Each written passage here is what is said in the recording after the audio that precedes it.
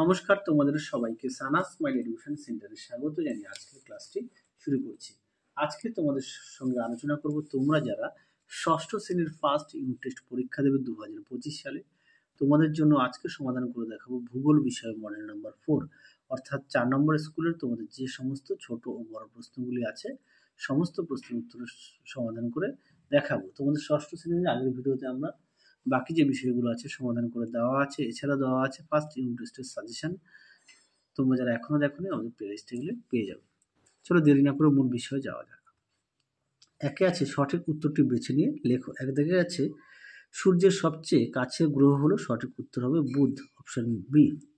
দুই আছে উষ্ণতা ও উজ্জ্বলতা দুটি সব থেকে বেশি, সঠিক উত্তর হবে প্রকাণ্ড সাদা তারার, অপশন বি।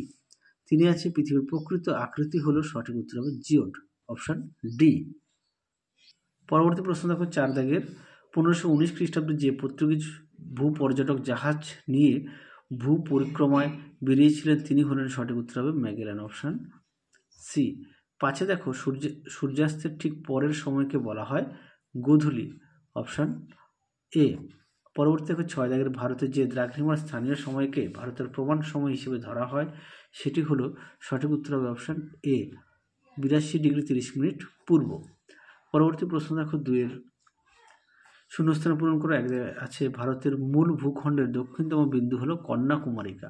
2 আছে 3 দিকে জলভাগ দ্বারা বেষ্টিত স্থলভাগকে ড্যাশ বলে, এটা উত্তর হবে উপদ্বীপ বলে। 3 আছে শিবালিক হিমালয়ের পাদদেশের ঘন অরণ্যবৃত অঞ্চল হলো তরাই। 4 আছে শিবালিক ও হিমালয়ের মাঝের সংকীর্ণ উপত্যকাকে দুন বলে। পরবর্তী প্রশ্ন দেখো 3-এর নিচের প্রশ্নগুলির সংক্ষিপ্ত উত্তর দাও যে কোনো দুটি। একে আছে প্রতিবেশী দেশ কাকে বলে, ভারতের একটি প্রতিবেশী দেশের নাম লেখো। তোমরা লিখবে নেপাল ও ভুটান। আর প্রতিবেশী কাকে বলে দেখাই। দেখে নাও প্রশ্নের উত্তরটা তোমাদের পাঠ্য বইতে এখান থেকে এই পর্যন্ত লিখবে।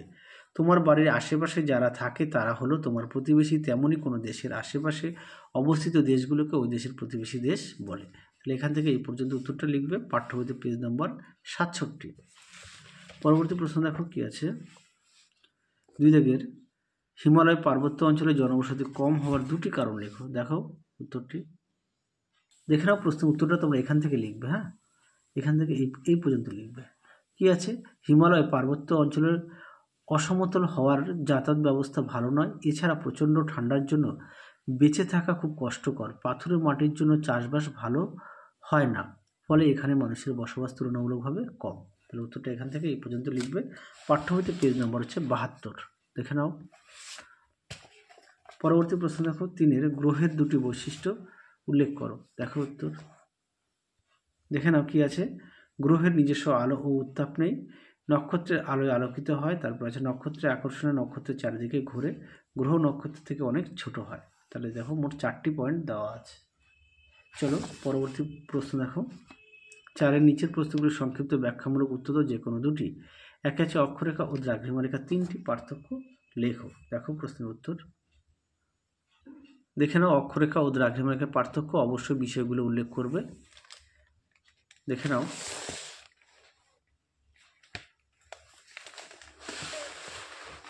একটুখানি দেখে নাও, বাকি পার্থক্যগুলো অবশ্যই বিষয়গুলো উল্লেখ করবে।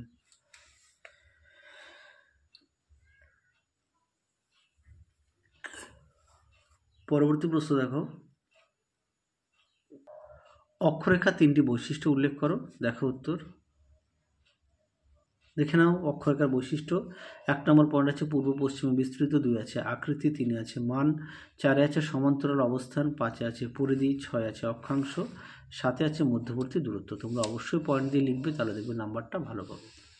আর অবশ্যই সমস্ত বিষয়ে পাঠ্য বই খুঁটিয়ে পড়বে, পাঠ্য বইয়ের দিকে অবশ্যই গুরুত্ব দেবে। আমি প্রতিটা ভিডিওতে একই কথা বারবার বলে থাকি, তোমাদের ভালোর জন্য বলা হচ্ছে, তোমরা অবশ্যই ভালো করে পড়ো। 3 দাগে দেখো নিরক্ষরেখা কাকে বলে, নিরক্ষরেখা ছাড়া পৃথিবীর অপর দুটি গুরুত্বপূর্ণ অক্ষরেখার নাম লেখো। তোমরা লিখবে নিরক্ষর ছাড়া অপর দুটি হচ্ছে কর্কট ক্রান্তি রেখা 37 ডিগ্রি উত্তর আর মকর ক্রান্তি রেখা 37 ডিগ্রি দক্ষিণ। আচ্ছা, নিরক্ষরেখা কাকে বলে দেখে নাও। নিরক্ষরেখা কাকে বলে, পৃথিবীর উত্তর ও দক্ষিণ মেরুবিন্দু থেকে সমান দূরত্বে পৃথিবীর ঠিক মাঝখান দিয়ে পূর্ব পশ্চিমে কল্পিত বৃত্তাকার রেখাকে নিরক্ষরেখা বলে। এর অক্ষাংশ হচ্ছে 0 ডিগ্রি। চলো পরবর্তী প্রশ্ন দেখো। পরবর্তী দেখো, 5-এর নিচের প্রশ্নগুলো উত্তর দাও যে কোনো দুটি। গঙ্গা নদীর গতিপথ বর্ণনা করো। দেখো উত্তর। এই প্রশ্ন উত্তরটা তোমরা পাঠ্য বই থেকে 73 পেজে পড়বে, আর আমি সহায়িকা থেকে দেখিয়ে দিচ্ছি। দেখে নাও গঙ্গা নদীর গতিপথ সুন্দর করে দেখো, পয়েন্ট দেওয়া আছে। হ্যাঁ, উচ্চ গতিপথ, গতিপথের কি 3টি ভাগে বিভক্ত, উচ্চ গতি, তারপর হচ্ছে মধ্যগতি, তারপর হচ্ছে নিম্নগতি। তারপর গঙ্গার তীরবর্তী শহর, এটাও একেবারে একটু উল্লেখ করে দেবে। এই পর্যন্ত উত্তরটা লিখবে। আর পাঠ্য বইতে যদি পড়ো তোমরা 73 পেজ পাঠ্য বইতে। 2 দাগে দেখো, ভারতের মরু অঞ্চলের ভূপ্রাকৃতিক বৈশিষ্ট্যের বিবরণ দাও।